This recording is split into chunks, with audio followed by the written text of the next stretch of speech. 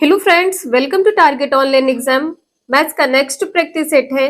TET exam में 30 number के question पूछे जाते हैं।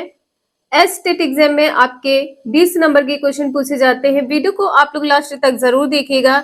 थोड़ी भी यूजफुल लगे तो आप लोग प्लीज लाइक कर दीजिएगा। क्वेश्चन नंबर नेक्स्ट है, यदि 3, 8, 5, 2x प्लस 1, 5 का समानांतर माध्य 8 हो तो x का मान ज्ञात कीजिए। यहाँ पर आपको x का मान बताना है। सबसे पहले आपको इन सभी संख्याओं को आपस में जोड़ लेना है। 3 plus 8 plus 5 plus 2x plus 1 plus 5। समानांतर माध्य कितना दिया है? 8 दिया है। समानांतर माध्य संख्याओं के बराबर में होती है। अब यहाँ पर ध्यान दीजिएगा, संख्याएं कितनी है? 1 2 3 4 5। संख्याएं यहाँ पर कितनी है? 5 है। जोड़कर 5 आपको नीचे बटे में लिख देना है। अब आपको यहाँ पर इन संख्याओं को जोड़ लेना है। 8 3 11, 5 16, 1 17, 5 22। ठीक है, यहाँ पर कितना हो जाएगा? 22 प्लस 2x बटे में 5 हो जाएगा, बराबर में यहाँ पर 8 है। अब यहाँ पर आपको क्या करना है? 8 पंचे 40, 2x बराबर 40 माइनस 22 कर देना है। यहाँ पर कितना बचेगा? 10 से 2 गया 8, यहाँ पर 3 3 से 2 गया 1 बचेगा, और 2x बराबर कितना है? 18 है। तो x बराबर कितना हो जाएगा? 9 हो जाएगा। x बराबर कितना हो जाएगा? 9। यही आपका आंसर है। यहाँ पर पूछा क्या है? x का मान। नेक्स्ट है, रुपए 715 को ए बी सी में 6:4:3 के अनुपात में बांटा गया है, तो बी को प्राप्त भाग कितना है? बी को कितना भाग यहाँ पर प्राप्त होगा ये बताना है। सबसे पहले ए बी सी का मान यहाँ पर लिख लेना है। ए बराबर यहाँ पर कितना है? 6x है, बी बराबर 4x है, और सी बराबर 3x है।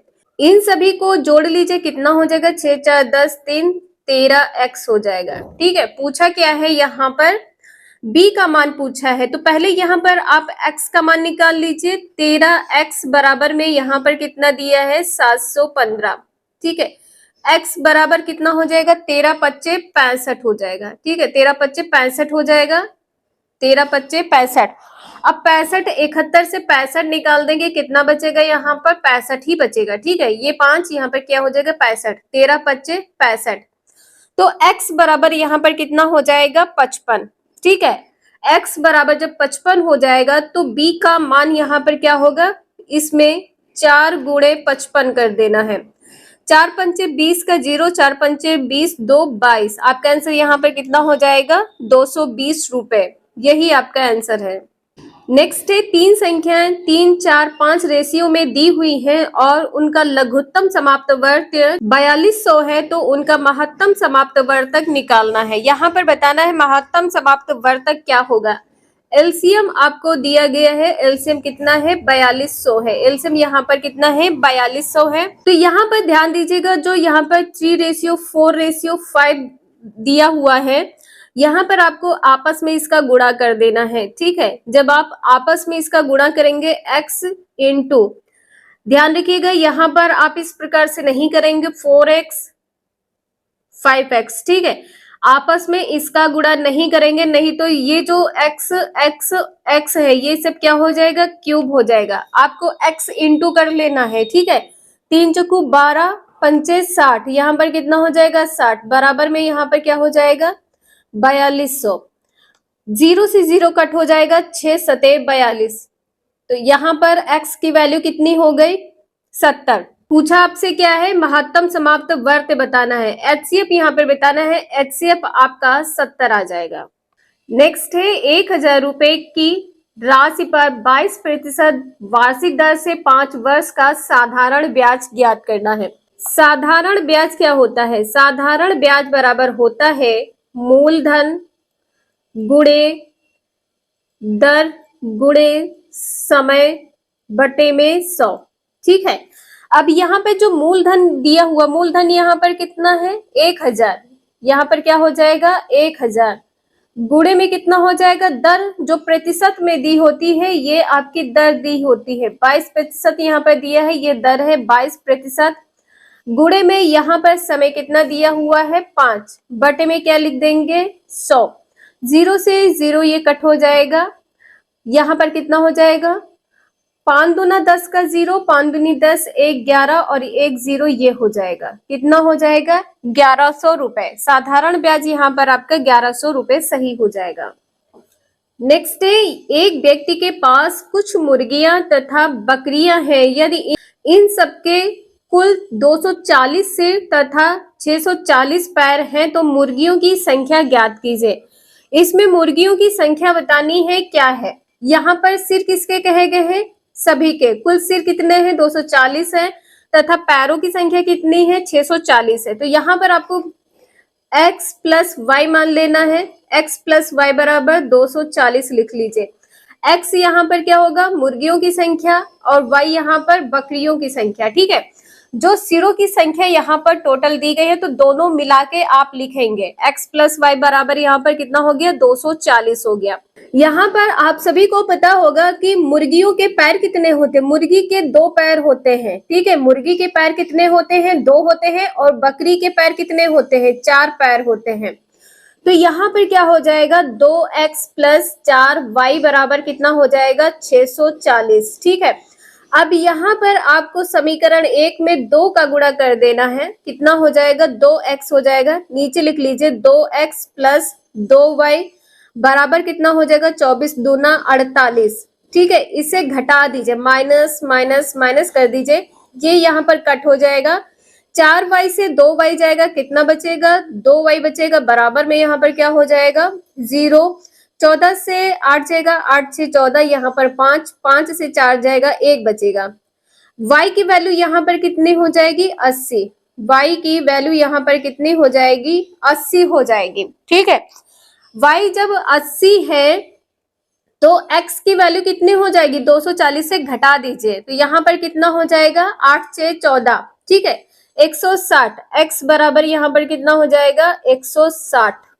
अब यहाँ पर आपने x किसको माना था, मुर्गियों को माना था, तो मुर्गियों की संख्या कितनी हो जाएगी, 160 हो जाएगी। आपका आंसर यहाँ पर सही है। इस टाइप से सॉल्व करिएगा, आपका क्वेश्चन इजिली सॉल्व हो जाएगा। नेक्स्ट है, दिए गए चित्र में x का मान ज्ञात कीजिए। आपको x का मान ये ज्ञात करना है। आप लोग यहाँ पे देख रहे हैं, ये पूरा एक कंप्लीट वृत्त होता है। अर्धवृत्त किसे कहते हैं, इससे अर्धवृत्त कहते हैं। अर्धवृत्त पर बना कोण कितने अंश का होता है, 90 अंश का होता है। अर्धवृत्त पर बना कोण कितने अंश का होता है, 90 अंश का होता है। तो त्रिभुज के तीनों कोणों का योग कितना होता है, 180 अंश होता है। जब एक कोण 90 डिग्री का दिया हुआ है, दूसरा 60 दिया हुआ है, 180 से घटा दीजिए, 9 6 15 कितना हो जाएगा, 150 डिग्री। 150 डिग्री को 180 डिग्री से घटा देंगे तो कितना बचेगा, यहाँ पर 30 बचेगा। x की वैल्यू कितनी हो जाएगी, 30 डिग्री। x का मान यहाँ पर 30 डिग्री सही हो जाएगा। नेक्स्ट है, 2 की पावर x गुणे 32 बराबर 4 की पावर 2x प्लस 9 में x का मान ज्ञात कीजिए। देखिए 32 के अगर आप टुकड़े करेंगे तो यहाँ पर कितने होंगे, 2 दूना 4 दूना 8 दूना 16 दूना 32। ठीक है, 5 हो गया। तो यहाँ पर आप क्या लिख सकते हैं, 2 की पावर x गुणे 2 की पावर 5 बराबर में क्या लिख सकते हैं, 4 की पावर 2x प्लस 9। ठीक है, यही आप लिखेंगे। अब यहाँ पर आप क्या लिख सकते हैं, 2 की पावर x प्लस 5। आधार दोनों में सेम है, पावर कुछ भी हो जुड़ जाएगी, ये ऑलवेज आपको बताया है। अब यहाँ पर क्या इसको इस प्रकार से लिख सकते हैं, 2x प्लस 9। ठीक है, यहाँ पर इस प्रकार से इसको लिख सकते हैं। अब यहाँ पर क्या हो गया, देखिए इसका गुणा इसमें हो जाएगा, 2 दूनी 4x प्लस यहाँ पर कितना हो जाएगा, 18। तो x प्लस 5 बराबर कितना हो जाएगा, 4x प्लस 18। ये 4x इधर आएगा तो माइनस का हो जाएगा, माइनस 3x। यहाँ पर 18 से 5 जाएगा, कितना बचेगा, 13 बचेगा, बराबर में क्या हो जाएगा, 13। x की वैल्यू बराबर कितनी हो जाएगी, -13/3। x का मान यहाँ पर -13/3 सही हो जाएगा। नेक्स्ट है, सरल कीजिए a square minus B square minus 4ac plus 4c square. यहाँ पर आपको a square plus 4c² minus 4ac minus b² लिख लेना है। a माइनस बी का होल स्क्वायर क्या होता है? a माइनस बी का होल स्क्वायर होता है a² plus b² minus 2ab। ठीक है, यहां पर आप लोग ध्यान दीजिएगा, b की जगह पर क्या है? 2c है। b की जगह पर यहां पर यदि 2c कर दे तो कितना हो जाएगा? a माइनस 2c का होल स्क्वायर बराबर क्या हो जाएगा? a² plus 4c² minus 4ac हो जाएगा। यहां पर क्या हो जाएगा? a माइनस 2c का होल स्क्वायर माइनस b², ये हो जाएगा। यहां पर आप लोग ध्यान दीजिएगा, a² माइनस b² बराबर क्या होता है? a² माइनस b² होता है a प्लस b, दूसरे ब्रैकेट में a माइनस b। तो यहाँ पे क्या लिखेंगे? a minus 2c plus b लिख देंगे, दूसरे ब्रैकेट में a minus 2c minus b लिख देंगे। एक में प्लस होगा और दूसरे में माइनस होगा, यही आपका आंसर आ जाएगा। नेक्स्ट है 7 संख्याओं के समुच्चय का माध्य 81 है। 7 संख्याओं के समुच्चय का माध्य यहाँ पर 81 दिया है, तो 81 गुणे 7 कर दीजिए। 7 संख्या, ठीक है, 7 संख्या। अब यहाँ पर क्या कहा है? यदि एक संख्या को हटाया जाता है तो शेष संख्याओं का माध्य 78 हो जाता है। एक संख्या हटा देंगे तो कितनी बचेगी? 6 बचेगी। तो यहाँ पर माध्य कितना बताया है? 78 गुणे में 6 कर दीजिए, कितना हो जाएगा? 7 एकम 7, 7 8 56, 567। और यहाँ पर कितना हो जाएगा? 6 8 48 का 8, 4 6 7 42 और 4 46। ठीक है, अब यहाँ पर पूछा गया है जो हटाई गई संख्या है उसका मान क्या होगा? इसे घटा दीजिए। 17 से 8 जाएगा 9 8 17, 15 से 6 जाएगा 9 6 15, 99। आपका आंसर यहाँ पर कितना सही हो जाएगा? 99, यही आपका आंसर होगा। नेक्स्ट है, यदि 15a plus 15b plus 15c बराबर 165 है तो a, b तथा c का औसत मान ज्ञात कीजिए।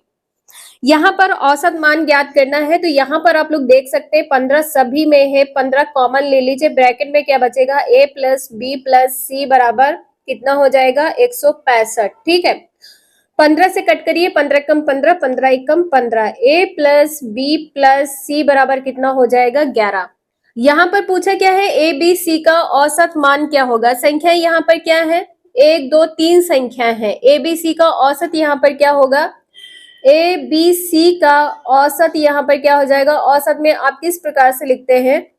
संख्याओं का जोड़ लिखते हैं, बटे में जितनी संख्याएं होती हैं उतने नंबर लिख देते हैं। अब यहाँ पर a plus b plus c बराबर कितना है? 11 है, बटे में 3 कर दीजिए, यही आपका आंसर हो जाएगा।